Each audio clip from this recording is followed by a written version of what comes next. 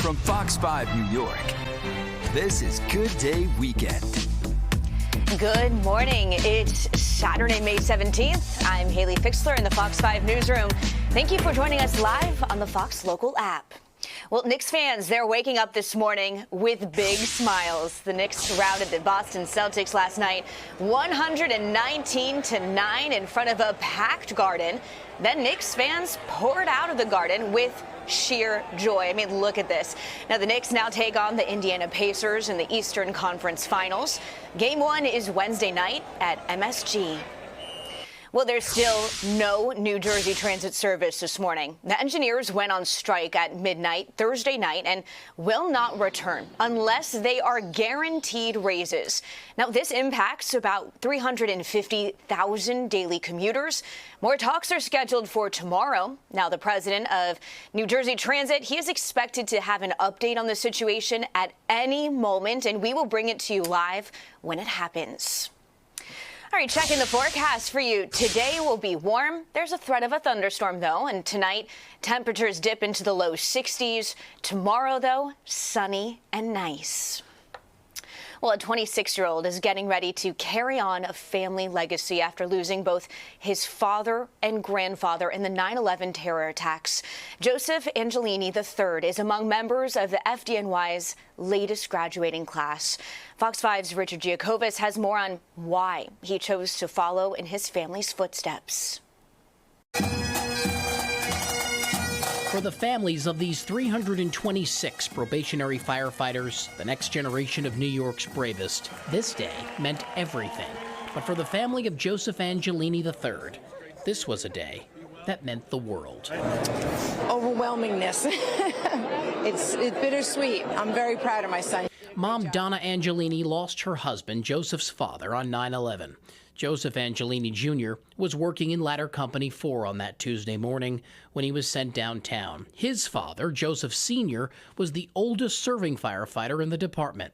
And despite being on light duty that day, hearing that his son was there, he knew he had to go down. Without hesitation, both father and son lost their lives. Joseph III was 3 years old back then. Now, nearly a quarter century later, this new grad is about to follow 2 generations of family service. Our heroes, his heroes. I'm going to follow their legacy as far as giving my best foot forward and being the best fireman I possibly can. Standing with his fellow firefighters Wednesday at Brooklyn's Christian Cultural Center, Joseph gave a salute as his name was called. Probationary firefighter Joseph Angelini III. And then walked across the stage to take his first photo in uniform, all the while thinking about the men who came before him and wondering just how proud they'd be. I felt a lot closer to them. I heard stories that I never thought I'd hear. Just meeting certain people and being able to, learn more about them just made me feel so much closer and able to actually understand who they were as a person and a fireman. They'd be very proud of him. Very proud. Firefighter Angelini hasn't decided if he'll choose to be a rescue firefighter or an officer, but he knows he'll be assigned to a firehouse in Queens, carving his own path, while at the same time honoring the legacy of the brave men who came before him. Definitely some huge shoes to fill. Richard Giacobbe, Fox 5 News. The man convicted of stabbing Salman Rushdie on a lecture stage in Western New York has been sentenced to 25 years in prison. 27-year-old Hadi Matar received the maximum sentence for the attempted murder of Rushdie. The 77-year-old author was stabbed more than a dozen times in the brutal attack. Matar was also sentenced to 7 years for injuring another man on stage, and he'll serve both sentences concurrently. He's also facing a federal trial on terrorism-related charges. Well, there was a rally at City Hall calling on new legislation to be passed in honor of Penny the dog. Now, she's the Chihuahua who was brutally attacked by 2 pit bulls on the Upper West Side earlier this month. Fox 5's Antoine Lewis explains how many hope that this new bill will add some penalties for irresponsible pet owners. Covered in stitches, yet her tail still wagging, Penny the Chihuahua helped put a face on Friday's rally held in her honor. Our focus now must be on removing these dangerous dogs from the streets, holding the owner accountable. Animal lovers, dog parents, and concerned stakeholders gathered in City Hall Park in support of Penny's Law, proposed state legislation in which irresponsible pet owners get criminal charges, including cruelty to animals through negligent handling of a dog and leaving the scene of an animal attack. State Assembly member Jennifer Raj Kumar is sponsor of the bill. Real criminal penalties for people who let aggressive dogs attack other dogs.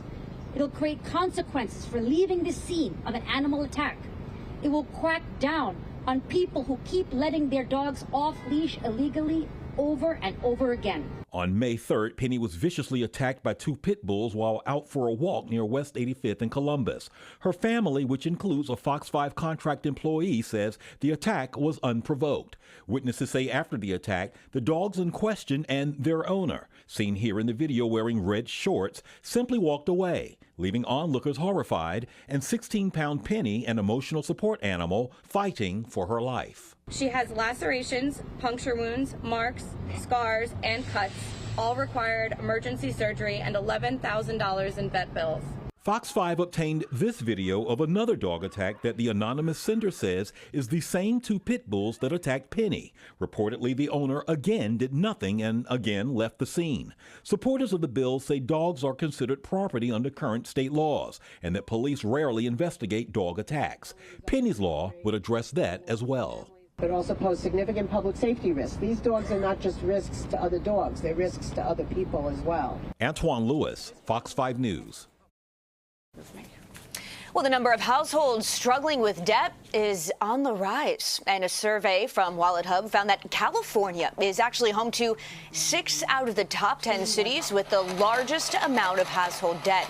Now, the city with the most debt, Santa Clarita, California. And New York City comes in at number 47. Meanwhile, the top 3 cities with the least household debt are Detroit, Cleveland, and Newark. All right, for decades, Tom Cruise has captivated us in his role as Ethan Hunt in Mission Impossible. And now the franchise is getting its own exhibit right here in the city. Ryan Christopher went to the Museum of Moving Image in Astoria, Queens, to get a closer look. He gassed a security briefing. Your mission this weekend, should you choose to accept it, of course, is to come here to the Museum of Moving Image here in Queens and check out Tom Cruise Mission Impossible Story and Spectacle. You're going to see over 80 different props and various different types of clothing that were used in all of the 7 movies. And look at this right up here. This is one of the bikes used in that movie. Yeah, remember when Tom Cruise drove a motorcycle off a cliff? Well, you don't have to try that, but you can come see it in person right here in Queens. And come on over here. This is Barbara Miller. She is the curator of this exhibit. Miss Barbara, thank you for your time here this morning. Of course. So glad to have you here at MoMI. It's so cool because all these beautiful costumes are directly from Paramount. Some actually being handed out and lent to the museum here from Tom Cruise's personal collection. And we're really, focused on telling the story of the franchise as a whole, but with a big focus on the practical stunt performance in the film, the extraordinary lengths that Tom Cruise and the filmmaking team went to kind of, put these maximum thrills on screen. And that's what's so cool. We're starting here with the very first Mission Impossible, came out in 1996. Yep, 30-year franchise. And this is the scene where he sort of drops down from the ceiling, right? And then he's just a couple inches off the ground. Yeah. And you can see some of these wild stunts up here. And that's what's cool. Everybody sort of has a connection to Mission Impossible. And in each movie, he has a way of accepting his mission. So you're also able to see that through various different props, like right over here. I believe this was Mission Impossible 2 in the Mission year 2000, and those are the little Oakley glasses where he first got his mission message, right? exactly. So we have mission message devices from each of the films, which is really exciting, to really ground you in the story and link it to how the stunts were achieved and the relationship between story and spectacle. And so we have a lot of behind-the-scenes material, a lot of things that have never been seen before. Again, you can come on over here to Queens, the Museum of Moving Image. This is really incredible. For any movie fan, this is an exhibit you have to check out, and it's a $20 admission, and that gets you into this exhibit for free. Also, it's open until December, so you have plenty of time to see it. But again, the new movie, Mission Impossible 8, The Final Reckoning, in theaters Memorial Day weekend. All your secrets compromised. Ryan Christopher, Fox 5 News. Well, that looks very cool. All right, another check of the forecast for you. Today is going to be warm with a threat of a thunderstorm. Tonight, temperatures dip into the low 60s. Tomorrow, sunny and nice. Don't go away. We'll be right back. But first, here's the 7-day forecast for the week ahead.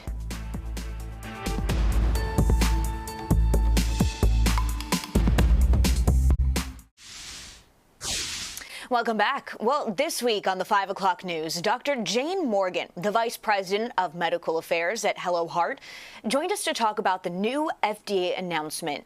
Now, there are now plans to begin phasing out fluoride supplements that are often used to strengthen kids' teeth. So here's a look at what she had to say.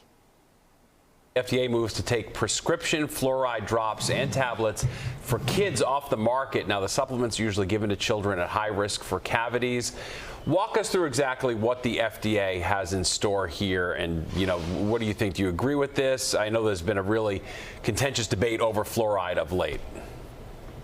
This entire time has been. All right, breaking news right now on this second full day of the New Jersey Transit rail strike. The agency's president and CEO is now giving an update at Newark's Broad Street station. Let's take a listen. I want to give you an example of how we handled our approach to the strike by talking about the Shakira concert. As all of you know, before the concert, we said that there would not be mass transit service available. That was true for the rail service. Here's what we did do, though. Coach USA had a pre-purchased ticket option that for customers who wanted to get to the MetLife Stadium. But we knew that that would be a challenge. So what we did is pre-position some of our buses at Port Authority to supplement Coach USA's plan from the start. We did something else. We also had 50 buses waiting at Vince Lombardi and last night at Lot K of MetLife to just make sure we're there, to make sure nobody's stranded. So what happened? Within 45 minutes of the concert being done, New Jersey Transit quietly but efficiently moved every single person that wanted to get on a bus out of there. That is a testament to calm, quiet, but very efficient planning and execution. That is what I'm so proud of my colleagues for doing. On the rail side, we've been working very diligently, should this strike come to an end soon, to make sure we're ready to wake up the railroad, as it were, to get our assets planning, if you will, to get our assets pre-positioned should we need it ready to go as soon as the deal is reached. That gives you a sense of how we're handling it. Did we see some overcrowding on some of our bus lines? Yes. But the good news is what we were able to do is to make sure we had enough buses to absorb that overcrowding without leaving anybody, one, waiting in line because one bus was too crowded. Our positioning of buses was efficient to make sure every person who wanted to get on a bus had a bus available. And should the strike move on to Monday, we will do just that in a much more enhanced manner. What I'm suggesting to you is not that we don't understand the impact that the union's decisions to go on strike has had on the 350,000 customers. But what I am suggesting to you is I am so grateful to the extraordinary work of men and women at New Jersey Transit to step up and try to meet this moment and try to make the lives of the customers just a little bit easier as they navigate through this very challenging moment. The other thing I'm so proud of is our ambassadors. You've seen some of them here this morning. We had our non-aligned workers, if you mean non-aligned, non-union members, who worked so tirelessly since the strike to make sure they're at train stations, to answer questions, to help people to get to where they need to go in a moment that is challenging for anyone. That gives you a sense for how we're doing it. But let me pivot to the status of negotiations for a second. Last night, I got reached out from the national president of the Brotherhood of Locomotive Engineers and Trainmen to ask if we would meet with them today. The governor and I promised we would do that anytime, anywhere, to discuss, to see if we can get to a resolution on this issue. We agreed to meet today, and I intend to meet with them today.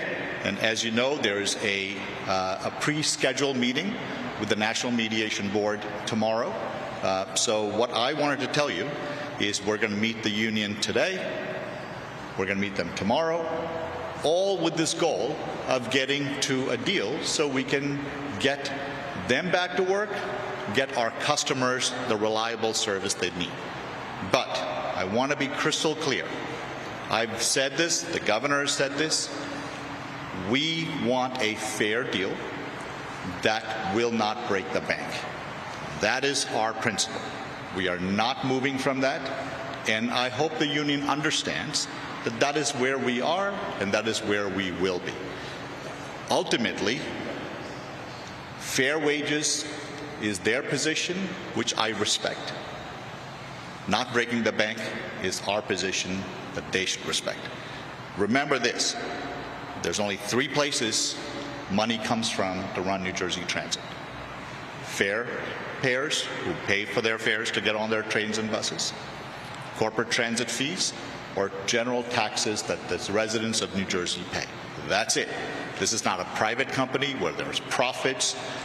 We need to make sure we live within our means, and the governor and I have said we will not make a decision on a labor contract that will leave the next governor a mess to clean up. We will not be SEPTA. We will not be any of those transit agencies that are in a death spiral financially because of decisions that are bad that were made several years ago. I will not be party to it. The governor will not be party to it. So that's what we're going to say. But I want to say something about the locomotive engineers. The governor and I were at Aberdeen yesterday, and I saw a few of our colleagues, the locomotive engineers, on the picket line. I went and talked to them because I wanted them to know that I appreciate their contribution to this agency. I wanted them to know it. I don't have any ill will against them. Neither does the governor, and neither do any of my colleagues who are here with me. What they said to me is they just want to get back to work. And I appreciate it, and I said that my entire objective is to make sure they get back to work, and so do all the other union members, so we can get our customers moving safely and efficiently again. That is my singular objective. So what you're going to see me do today, after I leave here, is to go back to the negotiating table and show my colleagues who are on the other side of the table the same respect I've now shown them. We're going to be calm, we're going to be mission focused, and we're going to try and get to a deal that is fair and fiscally responsible. With that, I'm happy to take any questions.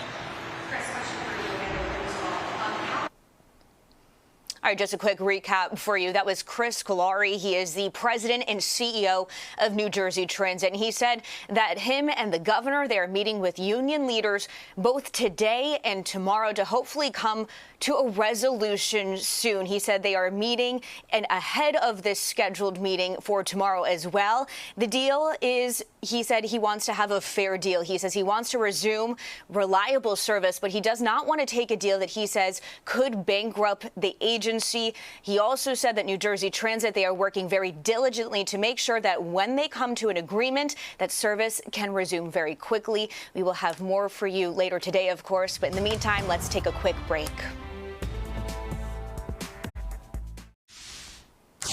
All right, welcome back to Good Day Weekend. Let's check the forecast for you. Today is going to be warm with a threat of a thunderstorm. Tonight, temperatures dip into the low 60s. Tomorrow, though, sunny and nice. All right, well, earlier this week on Good Night New York, Howie Mandel joined Crystal and Ryan for another edition of Celebrities on the Couch Eating Cereal. Now, the group kicked things off by asking about his unique cereal choice. The Cocoa Puffs. Okay, but what kind of milk? Skim milk, right? Yeah, well, I go cuckoo. For Cocoa No, Puffs. I really do. You do? I can't stop doing That's a it. nightly thing for you? Wait, try it. Try it. Woo! That man pissed himself. Woo! Oh my God, it's contagious! Woo! Okay. How are you going to ask me anything? Oh my gosh, I feel so much better. And let me tell you. So is this your And you favorite know what as a I kid? love? What I love? That we're doing it on Good Night New York. This is a trick Getting I cereal have. at night. Before you go to bed, if you have your breakfast, you can sleep in another half hour because you've already had breakfast. Same time, you're I like efficient. that idea. Good night, New York. I like that idea. And you know what? This skim milk turns into chocolate skim milk when you let the Cocoa Puffs marinate just a little. I see where you're going with this. What? Howie, was this your favorite as a kid?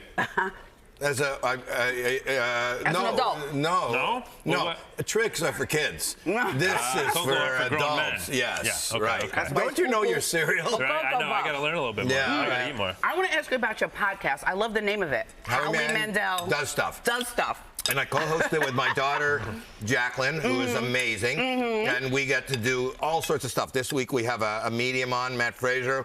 A few weeks ago, He's awesome. I lost a really good friend, Bill Burr. He didn't die.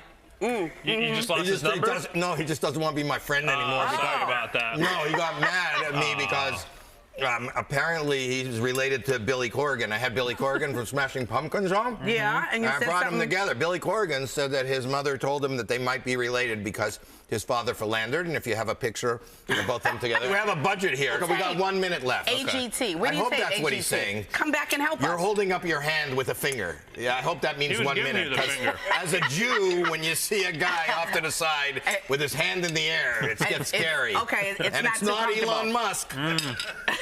There you go. All right, we have more questions. One final question. New York City, where do you rate it as in terms of best cities to perform in for stand-up? Well, it's one of the best cities ever. Why? This is the home of comedy. This is where you go to the cellar on any given night and see somebody like Chris Rock or Bill Burr or me, or you can go to New York stand-up or like anywhere you go. I love dropping in on clubs. With your Cocoa Puffs? I like any place there's people. Yeah. Because when I'm in a room alone, I just come off cuckoo. For Cocoa Puffs. Interesting. Now, how are audiences, though? New York, like, can you talk to them? Can you talk a little smack? Do they talk back? Do they take it well? Do they My get offended? stand-up, yes. Yeah, I like it because they can take it. You know, my audience. You want us out again? This is so. He's telling me to wrap it up. When you sing, wrap it up. You know, I'm so neurotic because I'm a performer. And can you imagine going to somebody's house for dinner? Yeah. At a party. Get them out of here. Going to bed. Come see me Good night, tonight New in New York. Jersey. Good night, New York. Bye, Skechers. Howie Sit Mandel. down. All right, well, they definitely had a lot of fun. We'll be right back with this morning's top stories. But first, here's a look at your 7-day forecast for the week ahead.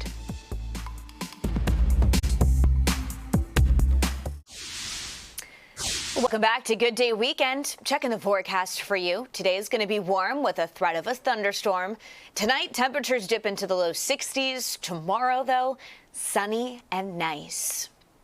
Well, did you know there are hundreds of other micro neighborhoods all across the city? Maybe you've even heard of Little Germany, which is right here on the Upper East Side. Well, this week on The Noon, Bianca Peters was joined by Justine Galata. She's the senior staff writer at Secret NYC, and together they took a Bavarian bite out of one of the city's hidden gems.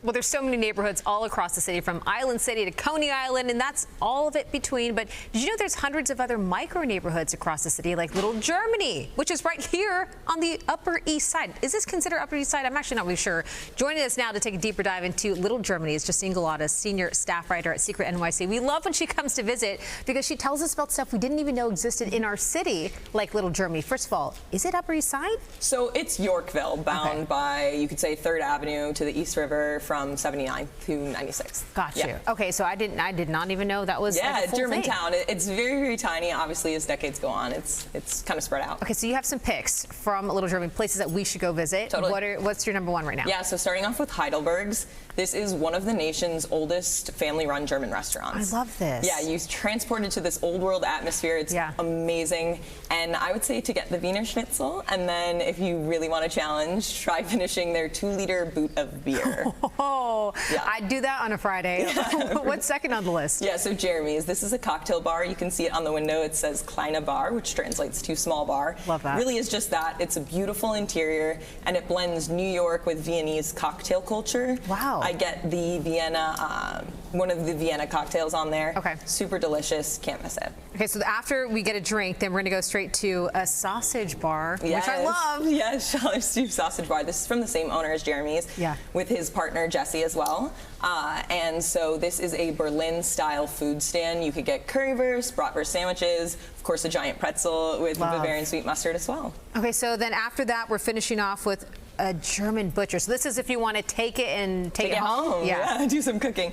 So Schaller and Weber's, this has been around for nearly 90 years. So nearing a look at century. this. Yeah, it's an iconic establishment in the neighborhood, and it sells tons of Germanic products. I always get some Kaiserschmarrn mix when I'm here. Whoa, hold on. Repeat that one again. Kaiserschmarrn? What is that? So this is like an Austrian pancake. If you go to Germany, you'll obviously try one. Super delicious. They dust it with powdered sugar. You typically dip it in a jam or applesauce. And then I always get Handelmeyer sweet mustard. Oh, okay. So, yeah. Sweet mustard. Put it on a Liebekäse. All right, some really cool spots there.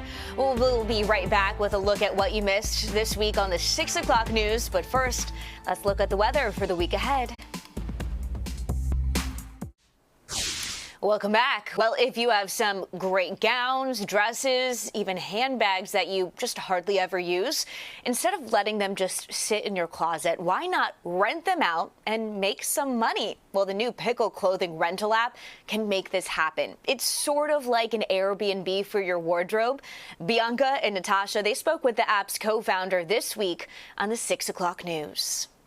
I have to say, I'm a big pickle fan. I've been using it for quite some time. I'd love to hear this. I even got my mom. I was like, Mom, just get a pickle account because you know it's just so much easier to borrow stuff than to have to buy something. You wear it once, take one photo in. So tell us how it works first of all. Absolutely, it's a free app to download in the App Store. You are going to sign up, no subscription. It's on demand. You're going to look for items that you're trying to wear for maybe a wedding, an occasion, a long weekend like Memorial Day weekend coming up.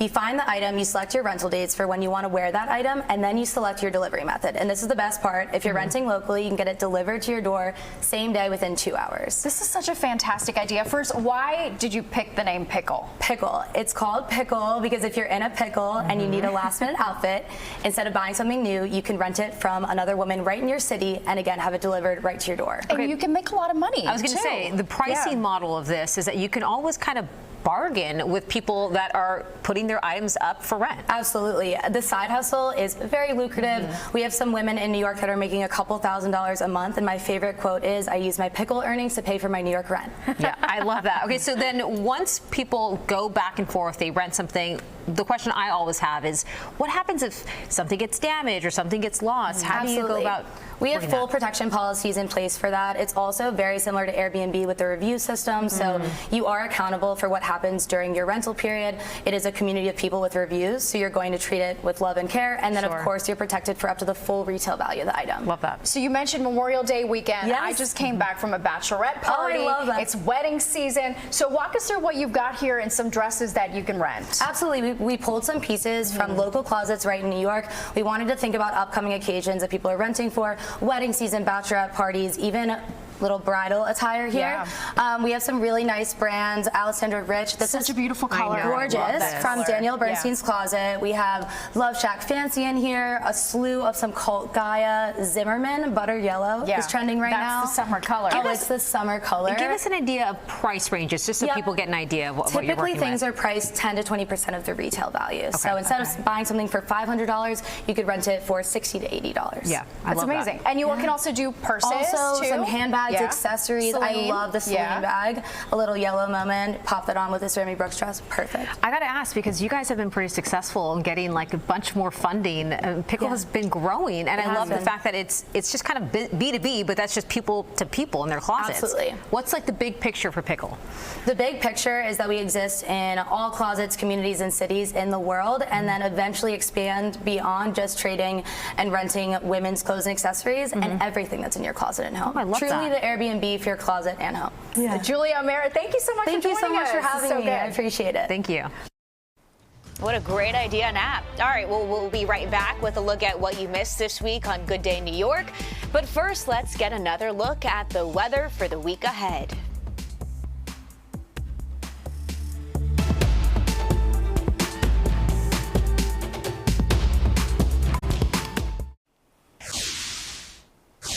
Welcome back to Good Day Weekend. Here's another check of your forecast. Today is going to be warm, but there is a threat of a thunderstorm. Tonight, temperatures dip into the low 60s. Tomorrow, sunny and nice. All right, if you're looking for somewhere new to grab something to eat today, we've got just the spot for you. Pig and Cow on the Upper West Side is bringing their same bold dinner flair to brunch. They're serving up Southeast Asian flavors with a delicious twist. Celebrity chef Leah Cohen dished on the new menu with Kurt and Rosanna on Good Day New York. Nice to have you back. Good to see you again. So why are you brunching now, Leah? I mean, I love brunch and I love sweets. So I wanted to bring something that was sweet to the studio. I love it. Okay. So did you just started with the early hours? Yeah, so we just launched brunch, I would say like a month ago. And brunch is such a big service in the Upper West Side. Like if you go to the Upper West Side and you have outdoor seating, your place is packed. So because everybody loves brunch, because you can do, it could be a group. Yes. Some people want the burger or whatever for lunch. You want breakfast. Everybody can be happy at the same time. Yes. So this is a dish that basically everyone should order, and they should have it on their table to share. Okay. It's kind of like our dessert, since we don't really serve dessert for brunch. So it's a French toast. So this is a French toast, but what makes it unique is we first make a bread pudding. So we make a bread pudding and we steam it, and then we cut it out, and then we're searing it here right now. So all the sides get nice and crispy, and then we'll put some sugar on there to caramelize. And then you could do a torch, or you could do it in a pan, and then that gets like a nice crust. And then we'll probably flip it over. I mean, I thought I was fancy by using like challah bread from my French toast. You make a bread pudding and then... So it's a brioche bread that we turn into bread pudding. So it's extra fancy, and there's coconut milk. You're like, where's the Southeast Asian in that? So we have coconut milk in there, and then the caramel sauce that we make. We have the caramel is going to be made with palm sugar, coconut milk, a little Thai chili flakes, which makes just like a teensy bit spicy, and it's not overly overpoweringly sweet, and then we just drizzle that on top. Is it that size when you get in the restaurant, like a big chunk? It sure is. Because you usually see, I'm thinking slices when you think French toast. No, we want it to be, listen, we want everyone to leave the restaurant full. You have restaurants, you know, that's the best way. People are satisfied and they're full, and they feel like they got value for their money. Exactly. So Leah, where did you learn to cook? Southeast Asian food? Yeah. So my mom is from the Philippines, and I've been going to the Philippines since I was 4 years old. And then I also spent a pretty extensive time cooking in restaurants all throughout Southeast Asia. I basically knocked on people's doors and asked them to work for free. People were a little confused by that. And then I came back to New York, and I opened Pig and Cow 13 years ago, the one in the Lower East Side. Wow. Yes. And cow was Thai for rice? Yes. Okay. Yes, because pork and rice is such a staple in Southeast Asian cuisine. And then I also brought some of my other favorites. We have this ube croissant. So ube is like a purple yam, and it is basically, we treat it like an almond croissant, day-old croissant that we cut and we stuff with this ube paste, and then we bake it and top it with a little bit of coconut strips. And then this is a savory item that I brought. It is a play on pad kaprao, which is like a Thai stir fry. So we made a sausage patty form with a fried egg and tater tots. And we said Upper West Side, new location, but exactly where? It's on Amsterdam between 80th and 81st Street. Perfect. Hot area. Yeah, exactly. Thank you so much. Leah. Good to see you. Thank you, Chef. I would question myself in the same situation and consider the consequences. People were going to die. All right, that's the first look at the official trailer for James Gunn's upcoming Superman film. It stars David Cornsweet as the superhero, while Rachel Brosnahan plays Lois Lane. The movie will be the first installment of what DC hopes will be a whole cinematic universe. Superman hits theaters July 11th, and it looks good. All right, well, that does it for us this morning on the Fox Local app. I'm Haley Fixler. Have a great day.